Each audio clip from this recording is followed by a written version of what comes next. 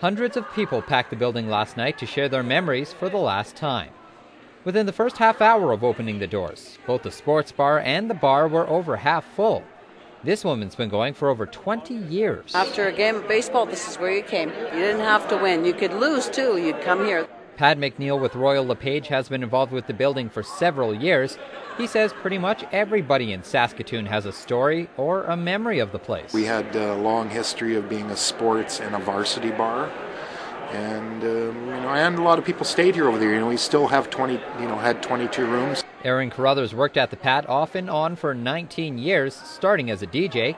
He's not at all surprised about the amount of support they saw coming in from the community. I've been, getting calls and calls and calls all day, just the outpouring of support, and everybody just wanting to come down and have one last good time. One of his favorite memories comes from when the World Juniors were in town. Mike Babcock, Ken Holland, and Steve Eisenman walked in the door because they were here to make their picks for the Olympic team.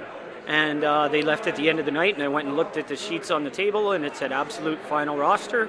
So I knew our Olympic team before anybody else did. Throughout Angie's 14 years of working there, she says almost every memory she has is a good one. We always had a good time when we had staff functions like Christmas parties and whatnot.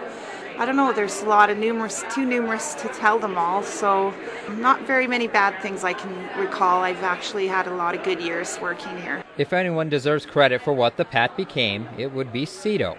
He started as a customer, then became a doorman, a manager, and then part owner. I've been here so long, came with the furniture. They've tried to get rid of me for years and years, and I just won't leave. And that's why staff and patrons affectionately call him the spirit of the Pat. He says there were definitely a lot of ups and downs over the years. There's times I thought I had the worst job in the world, and there's times I thought I had the greatest job in the world.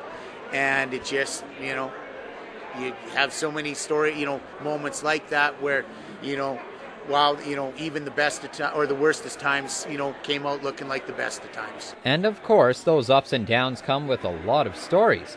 But he says it's the little moments that really stand out to him. The times when, you were crazy busy and you thought, wow, we're never getting through this night. There were nights where, you're getting punched in the face. There are nights when you're just, problems are coming up and, it feels like the roof's caving in. And the biggest and the best part of it, I guess, is how you came together as a team. When he thought back about how he and other staff members made it through, he says it's because they're like a family. It really makes you realize that, I have a feeling, and I go in it, to me this always felt like home, it always felt like family. And, I didn't always like my family, just like anything else. They caused me problems, but you loved them all the same, warts and all. But it's not just the staff that helped him through. Cito says the customers were a major part. You could count on customers just having your back when you needed it. And it's a crazy old building and with a lot of crazy characters, but it's home. For Cito, it's an emotional goodbye to a place he and people all over Saskatoon have called home for years. Just want to thank, 17 years of staff, and that's about it. There's been so many great people, whether it was staff, whether it was customers, friends and family.